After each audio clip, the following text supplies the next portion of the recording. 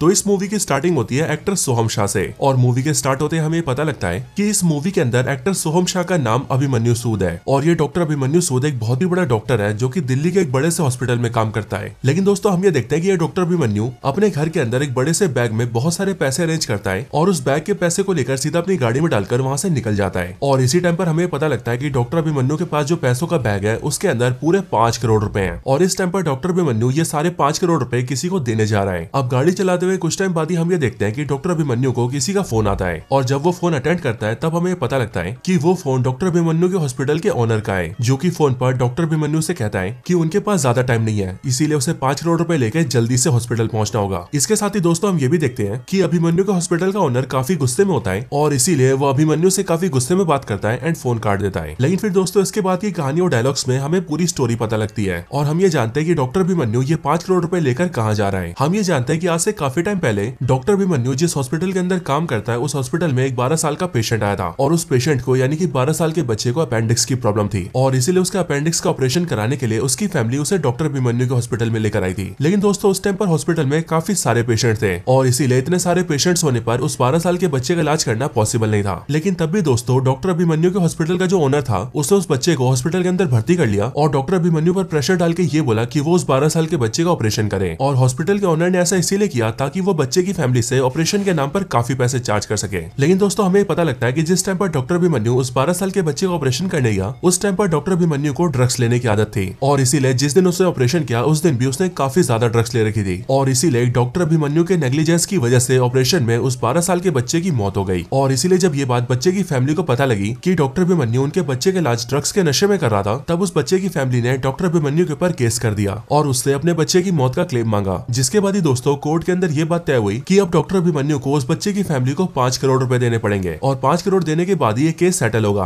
Otherwise doctor Abhimanyu को jail जाना पड़ेगा। और इसलिए दोस्तों आज के दिन डॉक्टर अभिमन्यु ये 5 करोड़ लेकर सीधा हॉस्पिटल जा रहे हैं ताकि वो ये पैसे उस 12 साल के बच्चे की फैमिली को दे दे और वो लोग केस सेटल कर ले। और इस पूरे केस के अंदर डॉक्टर अभिमन्यु के हॉस्पिटल का ओनर उस पर इसीलिए प्रेशर बना रहा है क्योंकि इस केस की वजह से उसके हॉस्पिटल की रेपुटेशन दांव पर लगी है। इसीलिए अगर डॉक्टर अभिमन्यु को जेल होती है तो उसकी वजह से हॉस्पिटल की भी बहुत बदनामी होगी, एंड इसी रीजन की वजह से हॉस्पिटल का ओनर बार बार अभिमन्यु को फोन कर रहा है और उसे जल्दी आने के लिए कह रहा है ताकि जल्दी से जल्दी पैसे देकर केस को सेटल किया जा सके। अब दोस्तों इन सब के बाद ही हम ये देखते हैं कि डॉक्टर अभिमन्यु अपनी कार को ड्राइव करके हॉस्पिटल जा रहा होता है। लेकिन दोस्तों आधे रास्ते पहुंचने के बाद ही डॉक्टर अभिमन्यु को एक अननोन नंबर से फोन आता है, और जब डॉक्टर अभिमन्यु उस फोन को उठाता है तब सामने वाला बंदा उससे कहता है कि वो जानता है कि डॉक्टर अभिमन्यु की बेटी का नाम वेदिका है, और उसने इस टाइम पर उसकी बेटी वेदिका को किडनैप कर लिया है, और अगर डॉक्टर अभिमन्यु को अपनी बेटी वेदिका वापस चाहिए तो उसके लिए डॉक्टर अभिमन्यु को किडनैपर को पूरे 5 करोड़ रुपए देने पड़ेंगे। लेकिन फिर इसके आगे किडनैपर डॉक्टर अभिमन्यु से कहता है कि अपनी बेटी को बचाने के लिए उसे ये पैसे कहां और किस टाइम पर लाने होंगे, ये सारी बातें वो डॉक्टर अभिमन्यु को आधे घंटे बाद जब दोबारा फोन करेगा तब बताएगा। और फिर ये बोलकर किडनैपर फोन काट देता है। अब अपनी बेटी की किडनैपिंग की बात सुनकर डॉक्टर अभिमन्यु थोड़ा सा घबरा जाता है, और फिर इसीलिए वो जल्दी से अपनी वाइफ को फोन करता है। अब दोस्तों स्टोरी में यहाँ पर हम ये जानते हैं कि डॉक्टर अभिमन्यु की फैमिली में उसकी एक वाइफ और 21 साल की बेटी है, लेकिन असल में डॉक्टर अभिमन्यु का उसकी वाइफ से कई साल पहले डाइवोर्स हो चुका है, और इसीलिए डॉक्टर अभिमन्यु की वाइफ और उसकी 21 साल की बेटी वेदिका दोनों से अलग रहते हैं। लेकिन दोस्तों यहाँ पर हमें ये भी पता लगता है कि डॉक्टर अभिमन्यु का डाइवोर्स उसकी बेटी की वजह से हुआ है, और ऐसा इसीलिए क्योंकि उसकी जो 21 साल की बेटी है जिसका नाम वेदिका है उसे एक डाउन सिंड्रोम नाम की बीमारी है। अब ये डाउन सिंड्रोम एक ऐसी बीमारी होती है जो कि काफी रेयर तो है, बट ये जिसको भी होती है वो अपने जन्म से ही दूसरे बच्चों से काफी अलग हो जाता है, क्योंकि जिसे सिंड्रोम होता है उसकी बॉडी का शेप दूसरे बच्चों से थोड़ा सा डिफरेंट हो जाता है, और साथ ही इस सिंड्रोम वाले बच्चे का दिमाग भी उसकी उम्र के दूसरे बच्चों के कंपैरिजन में काफी कमजोर होता है। यूं समझ लीजिए कि डाउन सिंड्रोम वाला बच्चा देखने में भी काफी अजीब होता है और वो दिमाग से भी मंदबुद्धि होता है। और दोस्तों यही डाउन सिंड्रोम डॉक्टर अभिमन्यु की बेटी वेदिका को भी है। अब दोस्तों इसके बाद स्टोरी में हम ये देखते हैं कि किडनैपर की बात सुन के डॉक्टर अभिमन्यु सीधा अपनी एक्स वाइफ को फोन करता है, और वो अपनी एक्स वाइफ से अपनी बेटी के बारे में पूछता है कि उसकी बेटी इस टाइम पर कहां पर है। लेकिन दोस्तों हम ये देखते हैं कि डॉक्टर अभिमन्यु की एक्स वाइफ उसे जवाब नहीं देती, बल्कि इसके बजाय वो डॉक्टर अभिमन्यु से झगड़ा करने लगती है। वो फोन पर अभिमन्यु से कहती है कि हम दोनों के डाइवोर्स के बाद से हम काफी सालों से अलग रह रहे हैं, और तब से ही हमारी बेटी को सिर्फ मैंने संभाला है, यहाँ तक कि तुमने मुझे डाइवोर्स भी हमारी डॉटर की वजह से दिया था, क्योंकि तुम हमेशा अपनी बेटी से हेट करते थे और उसे लेकर मुझसे लड़ाइयाँ क्या करते थे कि आखिरकार हमारी बेटी नॉर्मल क्यों नहीं है, उसे ऐसी खतरनाक बीमारी क्यों हुई है, और आखिरकार क्यों वो मेरी तरह इंटेलिजेंट नहीं है बल्कि ऐसी मंदबुद्धि है, बल्कि हमारी बेटी वेदिका ऐसे छोटे मोटे काम भी नहीं कर पाती है जो कि उसकी उम्र के बच्चे बड़े आराम से कर लेते हैं। और इन्हीं सारी लड़ाइयों के चलते तुमने मुझे और अपनी बेटी को छोड़ दिया था, और डाइवोर्स के बाद से तुम अपनी बेटी से मिलने भी बहुत कम बार आते थे, और जितनी बार भी आते थे उस टाइम तुम ना तो उससे ज्यादा बात करते थे और ना ही उसके बारे में कुछ समझते थे, और हमेशा सिर्फ उस पर गुस्सा किया करते थे। अब अपनी एक्स एक्स वाइफ की इन सारी बातों को सुनकर अभिमन्यु उससे कहता है कि अभी मेरे पास इन सारी बातों के लिए टाइम नहीं है, बस तुम मुझे ये बताओ कि मेरी बेटी वेदिका इस टाइम पर कहाँ पर है। ये बात सुनकर अभिमन्यु की वाइफ उससे कहती है कि इस टाइम पर उनकी बेटी स्कूल में है और वो खुद ही सुबह उसे स्कूल छोड़ के आई थी। अब ये बात सुनकर डॉक्टर अभिमन्यु थोड़ा सा रिलैक्स हो जाता है और उसे ऐसा लगता है कि फोन करने वाला हो ना हो झूठ बोल रहा है या फिर उससे मजाक कर रहा है, क्योंकि यहाँ पर हम ये भी जानते हैं कि डॉक्टर अभिमन्यु को जिस किडनैपर ने फोन किया होता है उसके बारे में डॉक्टर अभिमन्यु को पता होता है एंड वो ये याद करता है कि किडनैपर की आवाज उसने पहले भी सुनी है और शायद से वो उस किडनैपर से कभी न कभी मिला भी है, बस वो इंसान कौन है वो इस टाइम पर अभिमन्यु को याद नहीं आ रहा होता है। एंड इसलिए अभिमन्यु को ऐसा लगता है कि हो ना हो कोई उससे मजाक ही कर रहा है और इसीलिए वो रिलैक्स होकर अपनी कार को ड्राइव करने लगता है। लेकिन दोस्तों इसके 20 मिनट बाद ही हम ये देखते हैं कि वो किडनैपर फिर से डॉक्टर अभिमन्यु को फोन करता है और वो अभिमन्यु को अपनी लोकेशन भेजकर ये कहता है कि मैं तुम्हें 1 घंटा देता हूँ, अगर तुम्हें अपनी बेटी प्यारी है तो जल्दी से 5 करोड़ लेकर इस लोकेशन पर आ जाओ और अगर तुमने 1 घंटे से ज्यादा टाइम लगाया तो तुम्हारी बेटी नहीं बचेगी। लेकिन किडनैपर की बात सुनकर डॉक्टर अभिमन्यु से कहता है कि मैं जानता हूँ कि तुम मुझसे मजाक कर रहे हो और मेरी बेटी तुम्हारे पास नहीं है क्योंकि मेरी बेटी इस टाइम पर स्कूल में है। इसके साथ ही वो किडनैपर से ये भी बोलता है कि मैंने तुम्हारी आवाज भी पहले कहीं सुनी हुई है और मैं ये भी जानता हूँ कि मैं तुमसे कई बार मिल चुका हूँ, बस इस टाइम पर मुझे तुम्हारा चेहरा याद नहीं आ रहा है। अब दोस्तों डॉक्टर अभिमन्यु की इन सारी बातों को सुनकर वो किडनैपर उसे वीडियो कॉल करता है, जिसके बाद डॉक्टर अभिमन्यु जैसी वीडियो कॉल उठाता है वैसी वो ये देखता है कि किडनैपर ने सही में उसकी बेटी को किडनैप किया हुआ है और इस टाइम पर उसकी बेटी वेदिका किडनैपर के पास रस्सियों में बंधी हुई है और किडनैपर ने उसकी बेटी को बेहोश कर रखा है। अब ये देखकर डॉक्टर अभिमन्यु को सही में बिलीव हो जाता है कि उसकी बेटी किडनैप हो चुकी है और इसीलिए ये दिखाकर किडनैपर उससे कहता है कि तुम्हारे पास सिर्फ 1 घंटा है, जल्दी से मेरी बताई हुई लोकेशन पर आ जाओ और 5 करोड़ देकर अपनी बेटी ले जाओ और अगर तुमने 1 घंटे से 1 मिनट भी लेट किया तो तुम्हारी बेटी नहीं बचेगी। और फिर ये बोलकर किडनैपर फोन कट कर देता है। अब दोस्तों इसके बाद हम ये देखते हैं कि डॉक्टर अभिमन्यु काफी ज्यादा परेशान और कंफ्यूज हो जाता है और ऐसा इसीलिए क्योंकि उसके पास अपनी बेटी को बचाने के लिए 5 करोड़ तो होते हैं, लेकिन इस टाइम पर उसे 5 करोड़ रुपए केस को सेटल करने के लिए भी देने हैं और इसीलिए अभिमन्यु को समझ नहीं आ रहा होता है कि उसे क्या करना चाहिए, क्योंकि अगर वो किडनैपर के पास नहीं गया और उसने पैसे केस को सेटल करने के लिए दे दिए तो किडनैपर उसकी बेटी को जान से मार देगा, बट अगर उसने पैसे इस टाइम पर किडनैपर को दे दिए तो उसे उसकी बेटी की जान तो बच जाएगी लेकिन फिर डॉक्टर अभिमन्यु को जेल जाना पड़ेगा। अब इसी सिचुएशन से परेशान होकर डॉक्टर अभिमन्यु अपनी गर्लफ्रेंड को फोन करता है एंड यहाँ पर हमें पता लगता है कि डाइवोर्स के बाद से ही डॉक्टर अभिमन्यु अपनी इस नई गर्लफ्रेंड के साथ रिलेशन में है। वो अपनी जीएफ को फोन करके उससे 5 करोड़ मांगता है एंड वो उससे कहता है कि उसे 5 करोड़ बहुत ही अर्जेंटली चाहिए, लेकिन अभिमन्यु की जीएफ उससे कहती है कि उसके पास इतने सारे पैसे है ही नहीं। बट इसके आगे वो उससे पूछती है कि आखिरकार बात क्या है, जिस पर डॉक्टर अभिमन्यु अब तक जो भी हुआ है वो सारी बातें उसे बताता है। अब ये सारी बातें सुनकर अभिमन्यु की जीएफ उससे कहती है कि शायद से तुम कंफ्यूज हो, लेकिन मुझे पूरी तरह से समझ में आ रहा है कि तुम्हारे साथ क्या हो रहा है। असल में ये तुम्हारी बेटी की किडनैपिंग नहीं बल्कि ये एक ट्रैप है, क्योंकि सोचो इस टाइम पर तुमने 5 करोड़ रुपए अरेंज करे थे और ये 5 करोड़ लेकर तुम केस सेटल करने जा रहे थे, लेकिन जब तुम्हारे हाथ में इतने सारे पैसे थे तभी किडनैपर का तुम्हें फोन आया बिल्कुल उसी टाइम पर। और इससे भी बड़ा कोइंसिडेंट तो ये है कि किडनैपर ने भी तुमसे पूरे 5 करोड़ ही मांगे और इसीलिए मैं चाहती हूँ कि तुम भी इस बारे में सोचो, क्योंकि मुझे तो ऐसा लगता है कि हो ना हो ये कोई ट्रैप ही है जिसमें कोई तुम्हें फंसाना चाहता है। अब अपनी जीएफ की सारी बातें सुनकर डॉक्टर अभिमन्यु को भी इस बात पर शक होता है एंड वो अपनी जीएफ से कहता है कि तुम शायद बिल्कुल सही कह रही हो, क्योंकि वैसे भी जिस किडनैपर ने मुझे फोन किया था मुझे याद है कि मैंने उसकी आवाज पहले भी सुनी है और मैं उससे कई बार मिल भी चुका हूँ। ये बात सुनकर अभिमन्यु की जीएफ उससे कहती है कि अगर ऐसी बात है तो शायद ये सब उस 12 साल के बच्चे की फैमिली कर रही है जिसकी जान तुम्हारे ऑपरेशन करते टाइम चली गई थी, क्योंकि शायद हो सकता है कि इस तरीके से यानी कि झूठी किडनैपिंग के जरिए वो तुमसे 5 करोड़ रुपए भी ले ले और कोर्ट में ये भी साबित कर दे कि तुमने उन्हें 5 करोड़ रुपए नहीं दिए हैं ताकि तुम्हें जेल भी जाना पड़े। या फिर मेरे ख्याल से ऐसा भी हो सकता है कि ये सब कुछ तुम्हारी एक्स वाइफ कर रही हो, क्योंकि वैसे भी वो तुमसे बहुत नफरत करती है, इसलिए तुम्हें लूटना उसके लिए कोई बड़ी बात नहीं है। अब ये सारी बातें सुन के डॉक्टर अभिमन्यु का दिमाग खनकता है और इसलिए वो जल्दी से अपना फोन खोलता है और गैलरी ओपन करके फोटोज देखने लगता है, क्योंकि उसे ये शक होता है कि अगर किडनैपर उसका कोई जानकार है तो शायद से उसकी कोई फोटो या वीडियो उसके साथ उसकी गैलरी में जरूर होगी। अब गैलरी में सारी फोटोज को चेक करते हुए उसे अपनी बेटी वेदिका की क्लासमेट्स की फोटो दिखती है एंड उस फोटो के अंदर वेदिका के सारे क्लासमेट्स होते हैं एंड उनका टीचर भी होता है। लेकिन वेदिका के टीचर को देखने के साथ ही डॉक्टर अभिमन्यु को याद आता है कि जिस किडनैपर ने उसे पैसों के लिए फोन किया था उसकी आवाज वेदिका के टीचर जैसी है और इसीलिए हो ना हो किडनैपर और कोई नहीं बल्कि वेदिका का टीचर ही है। लेकिन वेदिका का स्कूल टीचर उससे बहुत प्यार करता है और वो स्कूल में वेदिका की बहुत केयरिंग करता है, इसीलिए अभिमन्यु को समझ नहीं आ रहा होता है कि आखिरकार टीचर ने ऐसा क्यों किया है। लेकिन फिर इसके आगे वो सोचता है कि शायद से उसने ये सब उसकी वाइफ के कहने पर किया होगा, क्योंकि उसकी एक्स वाइफ ने उसे पैसों का लालच दिया होगा और इसलिए वेदिका का टीचर इस झूठी किडनैपिंग में उसकी एक्स वाइफ के साथ मिल गया होगा और इस झूठे किडनैपिंग के जरिए वो लोग उससे 5 करोड़ रुपए लूटना चाहते हैं, क्योंकि वैसे भी वो अक्सर अपनी एक्स वाइफ के घर जाया करता था और इसीलिए उसकी एक्स वाइफ को डॉक्टर अभिमन्यु के केस और 5 करोड़ के सेटलमेंट के बारे में पता ही था। अब दोस्तों लकीली इसी टाइम पर अभिमन्यु की वाइफ उसे फोन करती है और वो फोन पर रो रही होती है एंड वो अभिमन्यु से कहती है कि मैंने वेदिका के बारे में पता किया, वो स्कूल में नहीं है और उसके टीचर्स को भी वेदिका के बारे में कुछ भी पता नहीं है और इसीलिए हो ना हो उनकी बेटी वेदिका किडनैप हो चुकी है। इसीलिए वो चाहती है कि अभिमन्यु जल्दी से किडनैपर के पास जाए और उससे उसकी बेटी को छुड़ा कर लेकर आए। ये बात सुनकर अभिमन्यु अपनी एक्स वाइफ से कहता है कि मैं जानता हूँ कि तुम ड्रामा कर रही हो और मैं जान चुका हूँ कि हमारी बेटी का किडनैप किसने किया है, उसका किडनैप उसके टीचर मिलने की आए और मैं ये भी जानता हूँ कि तुम उसके साथ मिली हुई हो। लेकिन दोस्तों अभिमन्यु की बात सुनकर उसकी एक्स वाइफ उससे कहती है कि मैं अपनी बेटी की कसम खाती हूँ, मैं उसके साथ नहीं मिली हुई और मुझे इस किडनैपिंग के बारे में कुछ नहीं पता है, और अगर तुम इसमें मेरी हेल्प नहीं करोगे तो मैं पुलिस के पास जा रही हूँ। पुलिस की बात सुनकर अभिमन्यु से रोक देता है एंड वो अपनी एक्स वाइफ से कहता है कि अगर तुमने पुलिस की मदद ली और किडनैपर को इस बारे में पता लगा तो हो सकता है कि वो वेदिका को जान से मार दे। बाकी दोस्तों इसके साथ ही वो अपनी एक्स वाइफ पर बिलीव करता है और वो ये समझ जाता है कि हो ना उसकी बेटी के किडनैपिंग में सिर्फ उसके टीचर का ही हाथ है, और फिर इसीलिए डॉक्टर अभिमन्यु ये डिसाइड करता है कि अब वो सीधा टीचर की बताई हुई लोकेशन पर जाएगा और वहां जाकर उसे 5 करोड़ देकर अपनी बेटी की जान बचाएगा। अब इसके लिए वो 1 घंटे का टाइमर सेट करता है और जल्दी से अपनी कार को ड्राइव करते हुए सीधा लोकेशन पर निकल जाता है। रास्ते में उसे काफी सारी प्रॉब्लम्स मिलती है, जैसे कि ट्रैफिक, खराब रास्ते और बड़े बड़े गड्ढे,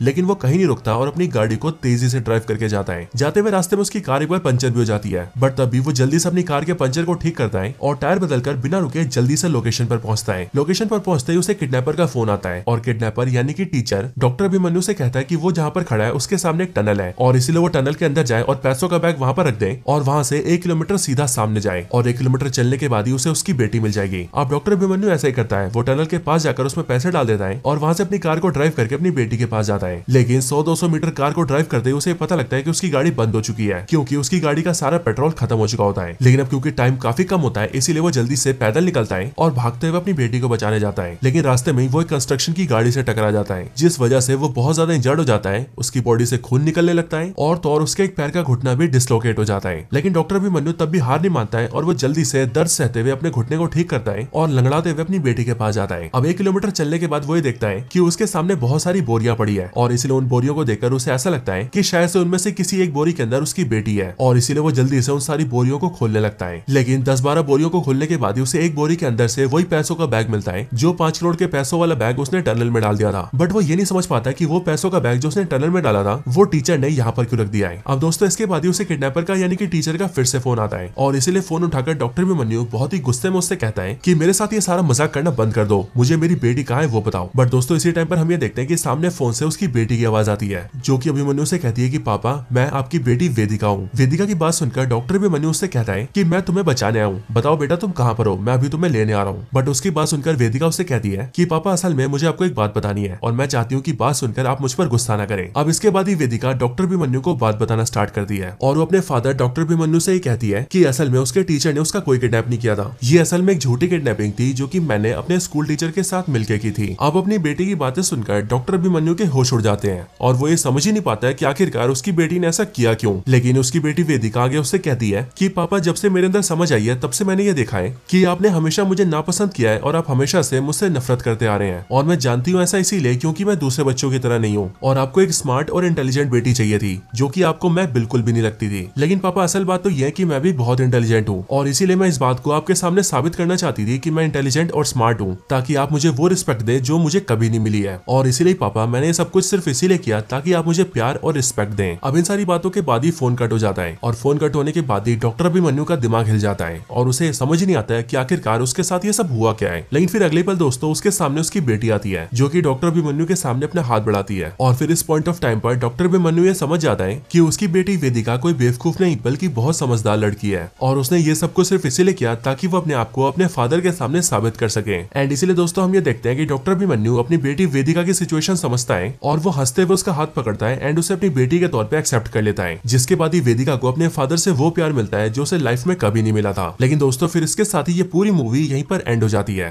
तो दोस्तों ये थी वीडियो सोहम शाह की क्रेजी मूवी के ऊपर। वैसे आपको ये वीडियो कैसी लगी ये आप मुझे कमेंट्स के अंदर जरूर बताना, और अगर आपको ये वीडियो या फिर मूवी की स्टोरी पसंद आई हो तो आप वीडियो को लाइक जरूर करना। तो बस आज की इस वीडियो में इतना ही, इस वीडियो को यहीं पर एंड करते हैं। मैं मिलता हूँ आपसे ऐसी किसी और बेहतरीन वीडियो में, तब तक के लिए गुड बाय।